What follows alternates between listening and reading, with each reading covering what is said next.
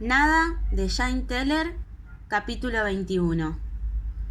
Fue el Gran Museo de New York el que decidió el asunto. Su nombre estaba formado por unas cómicas abreviaturas que sonaban a algo que un niño no podría pronunciar con claridad. Aunque el nombre sonara a Toemes, selló el rabioso debate de una vez por todas. Nos ofreció $3,5 millones por el montón de significado. De pronto todos supieron que el montón de significado era una obra de arte, y que solo ignorantes no iniciados podían sostener lo contrario. Incluso el crítico de arte de la prensa de la costa oeste se retractó, y dijo que después de mirar ese montón con más detenimiento, vio que era con todo casi genial, y quizá un exponente de una interpretación nueva y original del sentido de la vida. Resultaba que la primera vez solo lo había visto de frente, escribió. $3,5 millones era mucho dinero, pensamos, sin realmente tener precisa conciencia de la enorme suma. A través de un abogado contratado para representarnos, insistimos en que el precio del montón de significado era $3,600,000. Nunca hay que vender más barato si se puede vender más caro. Sí, al final pedimos $3,620,000, un extra para pagar a la iglesia por un Jesús crucificado nuevo, porque ese ya no podíamos devolverlo. El museo aceptó, y así quedó la cosa. Solo quedaba pendiente acordar una fecha para que se llevaran el montón de significado. Hubo que arreglar muchos papeles y permisos para que el montón pudiera sacarse del país. Pero mientras tanto, a pesar de la insólitamente fría que fue aquella primavera, los componentes corrompibles se deterioraban muy aprisa cada día que pasaba. El museo se puso al fin de acuerdo consigo mismo en que fuera el 8 de abril, 4 semanas y media después de la fecha en que se acordó. Entonces la gente del museo y sus abogados abandonaron Tahrir, y con ellos la prensa mundial, entre ellos nuestra prensa nacional. Tahrir volvió a ser la ciudad que siempre había sido, aburrida, más que aburrida, aburridísima. Fue muy estrambótico.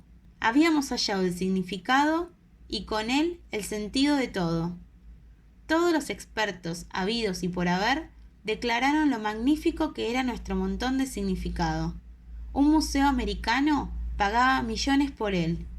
Y aún así, parecía que ya no interesaba a nadie. No lo entendíamos. O el montón tenía significado o no lo tenía. Y habiéndose puesto de acuerdo todo el mundo en que lo tenía, no podía ahora dejar de tenerlo. Íbamos y veníamos de la escuela sin la presencia ni de una sola cámara ni de un solo periodista. Nos fuimos a la cerrería. El montón de significado no había cambiado en nada. Ni se notaba que se habían sacado del resquebrajado ataúd los restos del pequeño Emil y se habían depositado en un nuevo ataúd que fue enterrado y ahora se resquebrajaba bajo tierra como el primero. Nada había cambiado. Que el montón pareciera haber disminuido tenía que deberse exclusivamente a una alucinación, ¿verdad? Por otro lado, era un hecho consumado el que enero, con toda la fama y el significado consiguientes, quedaron barridos de pronto la primera semana de marzo. A Pierre Anton le divertía. El significado es significado. Por lo tanto, si en verdad lo hubieras hallado, seguirías teniéndolo, y la prensa de todo el mundo seguiría estando aquí para intentar descubrir en qué consiste. Pero la prensa no está aquí. Por tanto, sea lo que habéis hallado, no es significado, porque éste, por supuesto, no existe.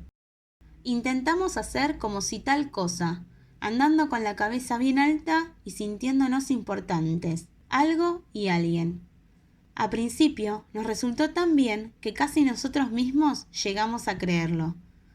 Ayudó un poco la relectura de muchos de los recortes de prensa pegados en una libreta apropiada para el caso, y volver a ver las filmaciones de los videos.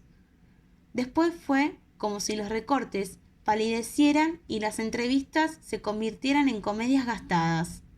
Entonces Pierre Anton tuvo la jugada más y más fácil.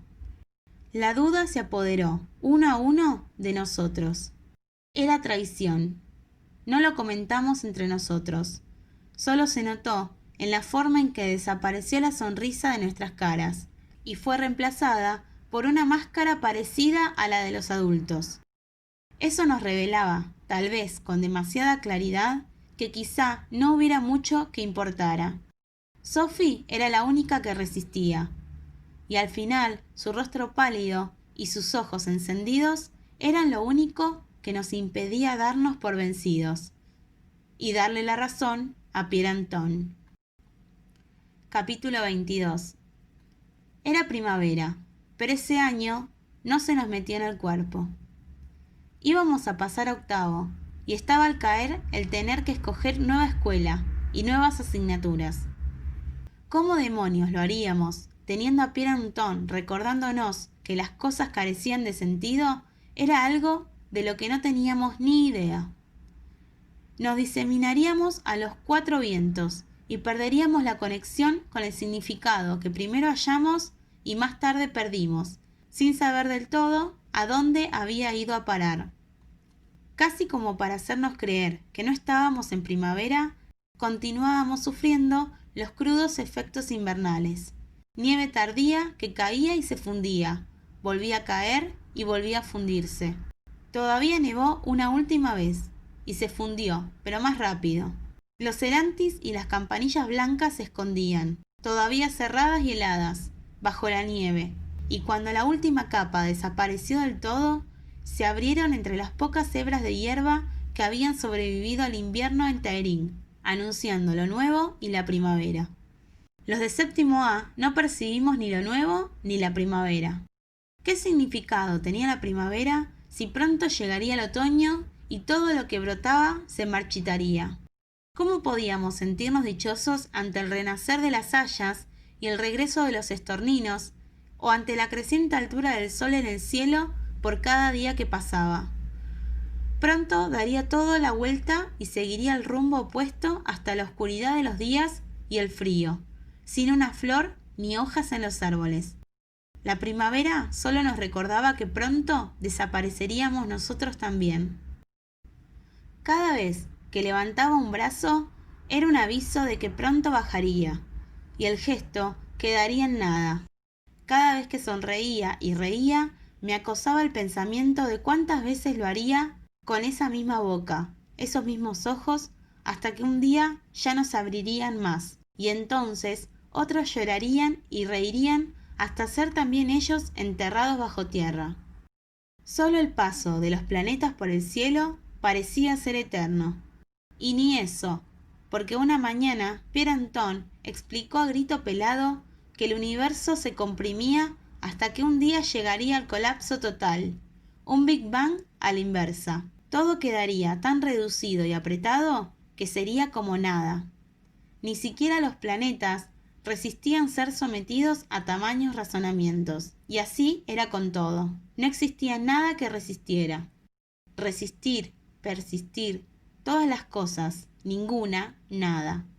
Andábamos por ahí como si no existiéramos. Los días se parecían, y aunque durante toda la semana esperábamos el fin de semana, este siempre nos decepcionaba, y ya era lunes de nuevo, y todo volvía a empezar. Y eso era la vida, y nada más. Empezamos a entender lo que Pierre Anton intentaba decirnos, y también por qué los adultos tenían ese aspecto.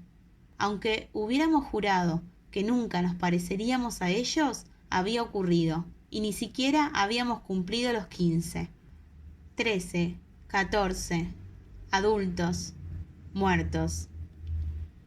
Solo Sophie seguía respondiendo a Pierre Anton cuando pasábamos por delante de Taërin 25 y del retorcido ciruelo. «Esto es el futuro», gritó Pierre Anton de nuevo y manoteó como si nos mostrara que todo estaba ya hecho y no quedaba nada para nosotros que no fuera Taërin y la falta de sentido. Los demás agachábamos la cabeza. Sophie no. «El futuro es aquello en lo que nos convertimos», gritó como respuesta. Monsergas, chilló Pierre Anton. No hay nada que pueda convertirse en algo, porque nada importa.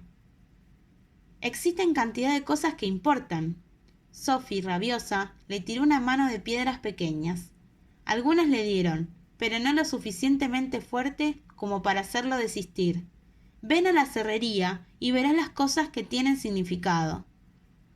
Me di cuenta de que Sophie creía de verdad lo que estaba diciendo. Para ella, el montón de significado era el significado.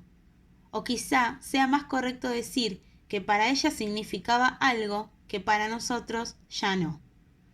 Vuestros cachivaches no significan nada. De otra manera, la prensa mundial se habría quedado y gente de todo el mundo peregrinaría a Taerín para hacerse con un poco de vuestro significado. ¿No quieres ver el montón de significado porque no te atreves?, gritó Sophie lo más alto que pudo.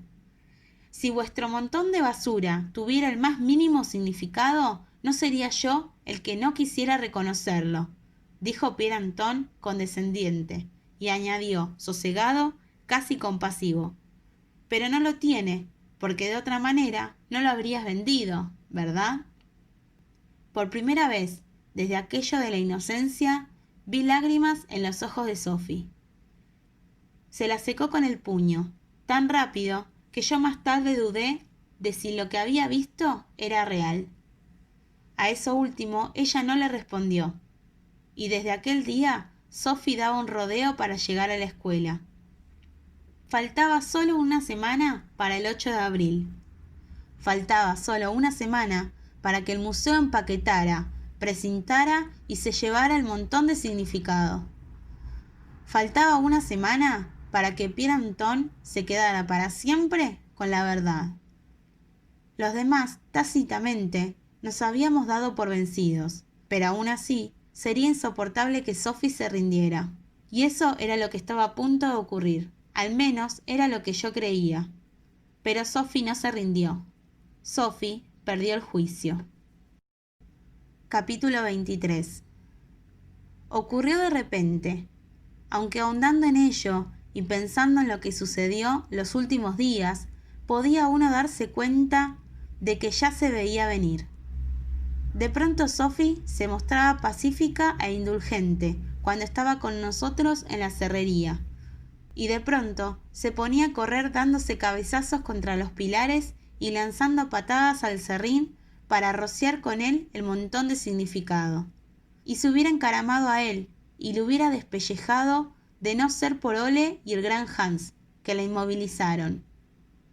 Era el día antes de que la gente del museo viniera a empaquetar el montón de significado y llevárselo, y el significado, o lo que quedara de él, abandonaría Taerín para siempre.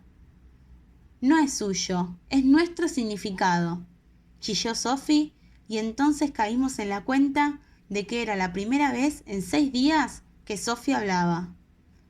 Se lo hemos vendido. El significado no se vende. Sophie aporrió con los puños a Ole en el pecho y en la barriga, y pude ver que le hacía daño.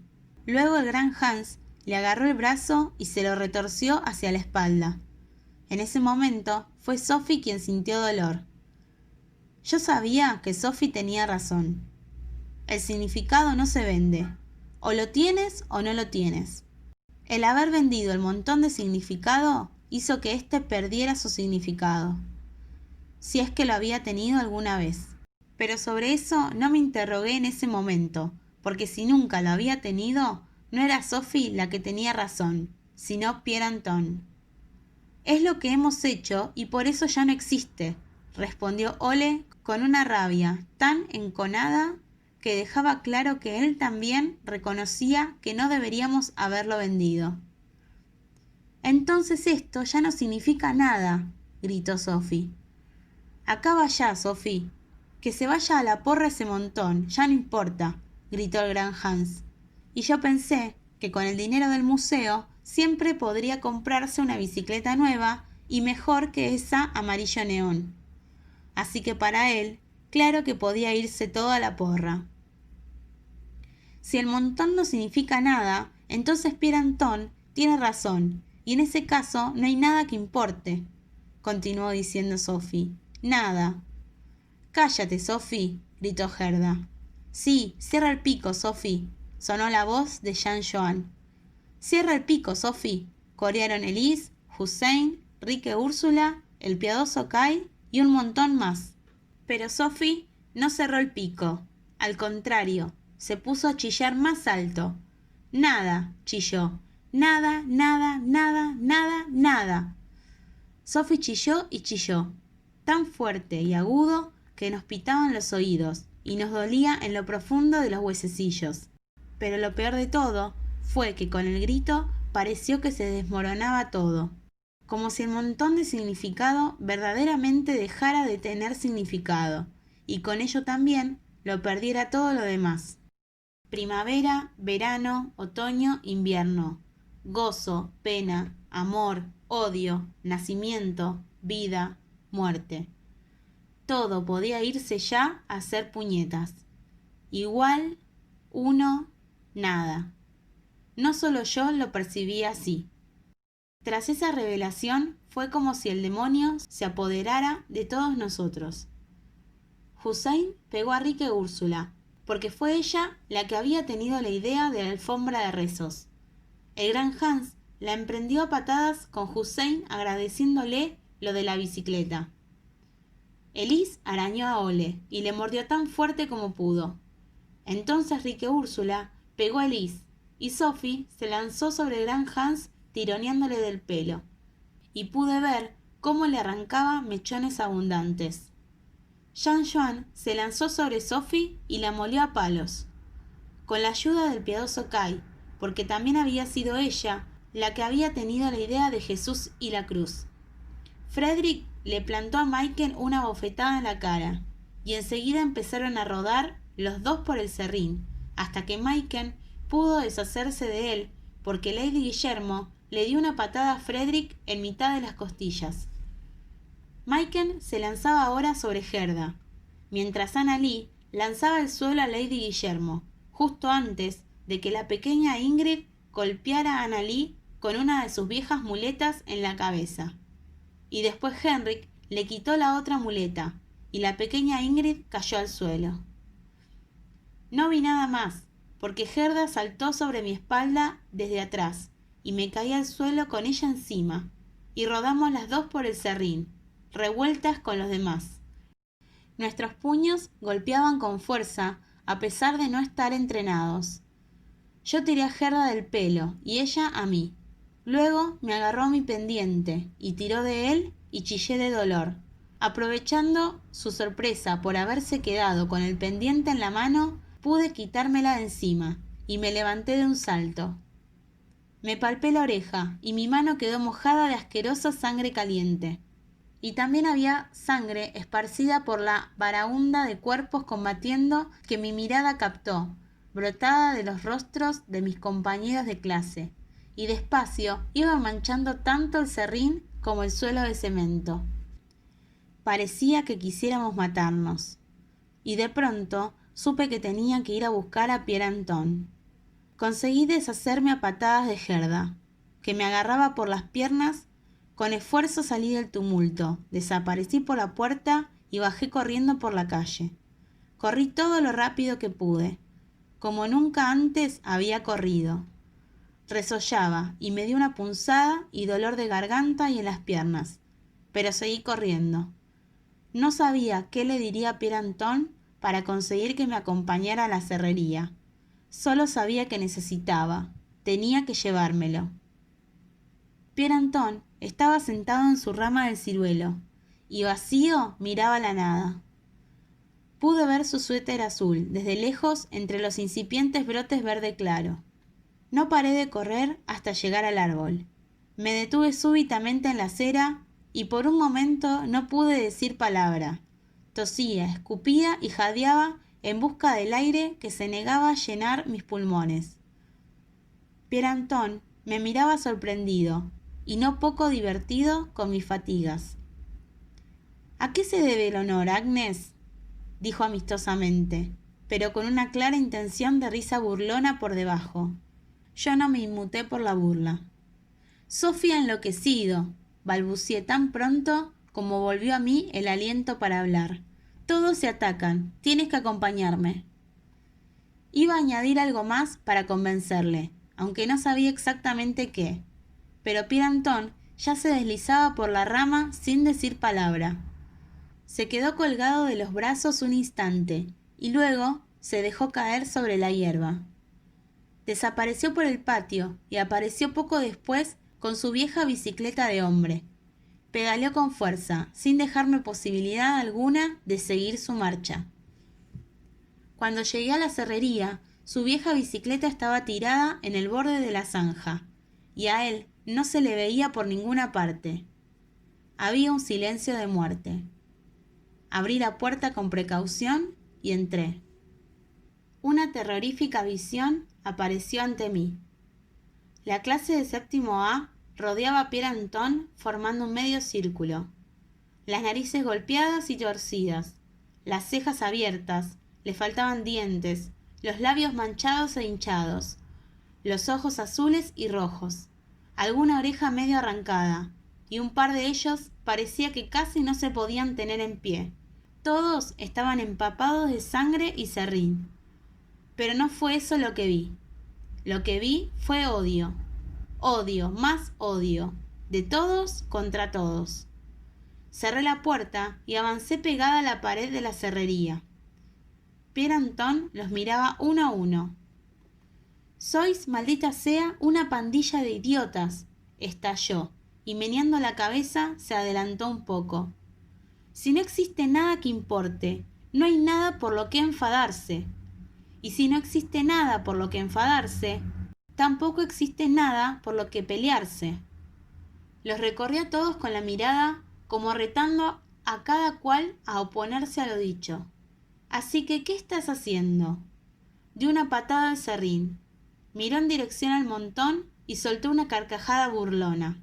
«¿Os peleáis por ese montón de basura?». Y lo señaló desdeñosamente, pero mirándolo, se quedó absorto en algo, aunque no era posible saber el qué. Se acercó un poco más y caminó con lentitud alrededor del montón. Durante un rato contempló el ataúd del pequeño Emil, con el cuerpo putrefacto de Cenicienta encima. Examinó la cabeza de la perra en lo alto del montón.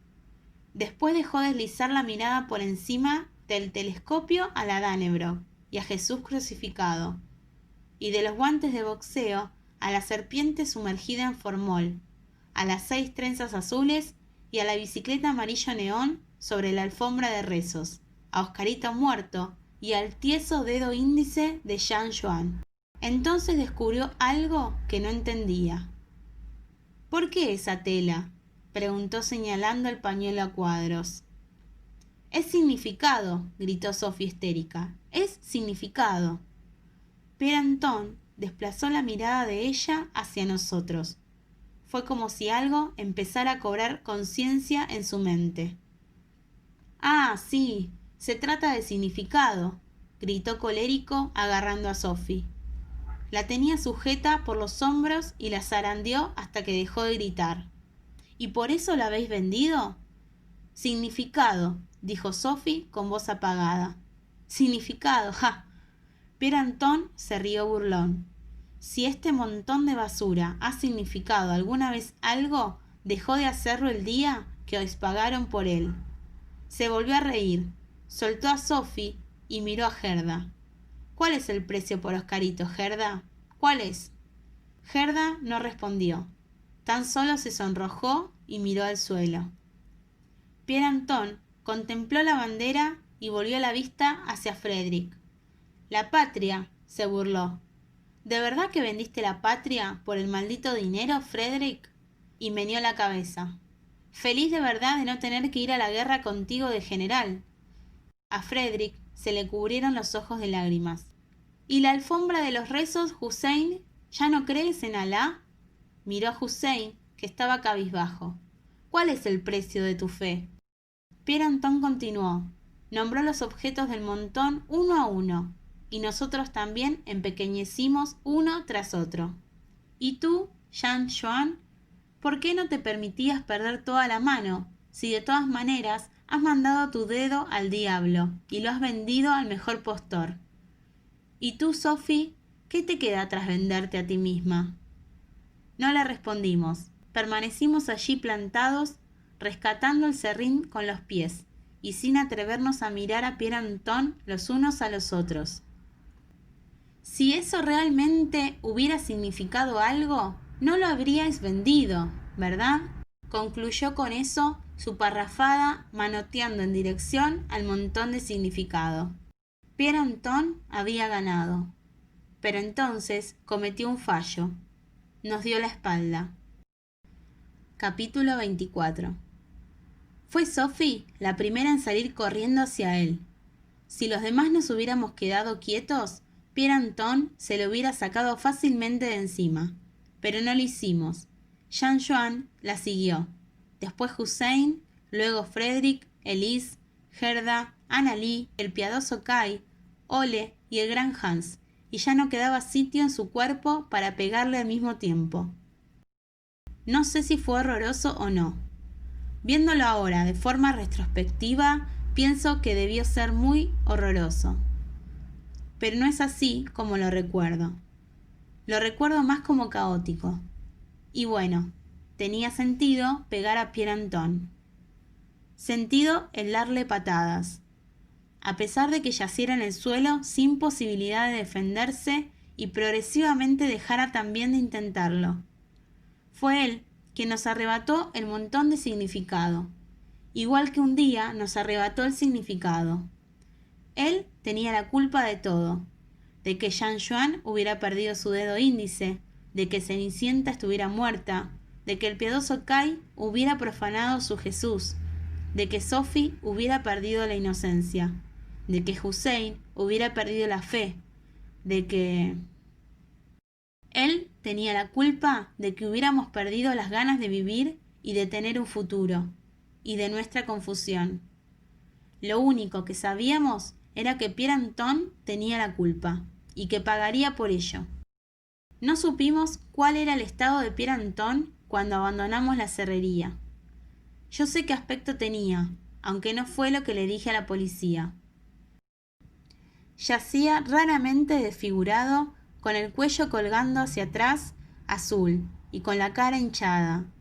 La sangre le brotaba por la nariz y la boca, y le había teñido el dorso de la mano con la que intentó protegerse. Tenía los ojos cerrados, pero el izquierdo, hinchado, estaba cómicamente torcido bajo la ceja partida. Su pierna derecha yacía rota, describiendo un ángulo del todo antinatural, y su codo izquierdo estaba doblado en sentido contrario. Cuando nos fuimos, reinaba un silencio total, y no dijimos adiós, ni los unos a los otros, ni a Pierre Anton. Capítulo 25. La cerrería en desuso ardió toda la noche, y también un poco a la mañana siguiente. Después todo acabó. Yo llegué por la mañana, la última. La mayoría de los compañeros estaban ya allí. Nos saludamos, pero no hablamos entre nosotros. Miré lo que había quedado. Un humeante edificio destruido por el incendio. No podía distinguirse lo que había sido una cerrería ni lo que había sido un montón de significado, exceptuando los restos de muros carbonizados. Lo demás era solo ceniza. Poco a poco fueron apareciendo los que faltaban, y pronto estuvo toda la clase reunida. Nadie dijo nada, ni a los padres, ni a la policía, ni al Tahrir Martes, ni a la gente del Museo de Nueva York. La prensa mundial no apareció, pero si hubiera venido, sé que tampoco le hubiéramos dicho nada. No preguntamos por Pierre Anton, y pasó un poco de tiempo antes de que se relacionara su desaparición del día anterior con el incendio de la cerrería. Ocurrió cuando, por la tarde, hallaron sus restos carbonizados allí, en ese edificio asolado, cerca de lo que una vez fue el montón de significado. Cuando la policía elucubró la idea de que Pierre Anton había incendiado el montón de significado y la cerrería en desuso, porque se negaba a aceptar que nosotros habíamos hallado el significado y con ello nos habíamos ganado la fama, no les contradecimos. Simplemente era triste que él mismo hubiera quedado atrapado en el fuego. Fuimos al funeral. Algunos de nosotros lloramos incluso. Sintiéndolo, creo. Yo debería saberlo porque era uno de ellos. Perdimos el dinero del museo porque a nadie se le había ocurrido asegurar el montón de significado. Pero no llorábamos por eso. Llorábamos porque era todo muy triste y muy bello, con todas esas flores y también las rosas blancas de nuestra clase. Porque el pulido y no resquebrajado ataúd, pequeño, aunque el doble de grande que el del pequeño Emil Jensen, brillaba a más no poder, reflejándose en las gafas del padre de Pierre Anton, y porque la música serpenteaba dentro nuestro, y se agrandaba queriendo salir, pero no podía. Y era así tanto si creíamos en el Dios al que cantábamos como en otro o en ninguno. Lloramos porque habíamos perdido algo y alcanzado otra cosa, y porque hacía daño el perder tanto como el ganar, y todavía no podíamos poner en palabras lo que habíamos ganado. Después de que el ataúd blanco y no resquebrajado de Pierre Anton hubiera descendido a la tierra, después de beber cerveza de funeral en la comuna de Taring Bay 25, y después de que tanto el profesor Skilsen, el padre de Pierre Anton y otros muchos que no conocíamos, pero que adivinábamos debían ser de familia suya, hubieran dicho un montón de cosas bellas sobre un Pierre Anton que no habíamos conocido, nos fuimos a la cerrería. Una sensación imprecisa nos decía que a nadie le parecía apropiado que nos reuniéramos precisamente ese día allí. Así que por primera vez en muchos meses partimos hacia el lugar de 3 en 3, tomando las 4 rutas diferentes. El edificio asolado había dejado de humear. Todas las ascuas estaban apagadas y quedaba solo ceniza y trozos de ladrillos carbonizados, fríos y de tonalidad blanca, gris y negra. Donde había estado el montón de significado, parecía que la capa de ceniza era un poco más gruesa, pero era imposible detectarlo con seguridad. El lugar estaba cubierto de techo derrumbado y pedazos de vigas. Nos ayudamos para apartarlas. Fue un duro y sucio trabajo. Nos quedamos negros de arriba abajo, incluyendo la ropa interior. Hablábamos lo menos posible. Simplemente señalábamos con el dedo si nos hacía falta que alguien agarrara el extremo de una viga o de una piedra. En los basureros de alrededor hallamos botellas vacías, vasos de plástico y cajas de cerillas. Recogimos todo lo aprovechable, y Sophie fue corriendo a casa para recoger lo que pudiera, de manera que cada uno tuviera un recipiente. Nos servimos de las manos para juntar la ceniza. Los recipientes encerraron cuidadosamente aquella masa gris que era todo lo que quedaba del significado. Necesitábamos guardarlo con tesón, porque aunque Pierre Anton ya no estaba sentado en el ciruelo de Taring 25 chillándonos, nos parecía seguir oyéndolo cada vez que pasábamos por allí. Si es tan fácil morir, es porque la muerte no tiene ningún sentido, chillaba. Y si la muerte no tiene ningún sentido, es porque la vida tampoco lo tiene. Pero que os diviertáis. Capítulo 26.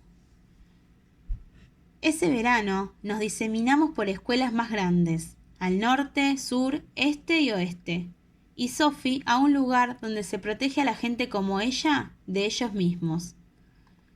Nunca más fuimos compañeros de juegos, ni nos reunimos ni nos vimos, excepto por la calle y por casualidad si no se podía evitar. Nadie ha intentado reunirnos para conmemorar aniversarios de clase o cosas similares, y dudo que alguien de nosotros acudiera si los profesores nos convocaran. Han pasado 8 años. Sigo conservando la caja de cerillas llena de ceniza de la cerrería y del montón de significado. De vez en cuando la tengo entre mis manos y la miro. Y cuando abro con cuidado esta gastada caja de cartón y veo la ceniza gris de su interior, siento la misma rara sensación en el vientre. Y aunque no pueda explicar de qué se trata, sé que es algo que tiene significado. Y sé que con el significado no se juega. ¿O qué, Pierre Anton? ¿O qué?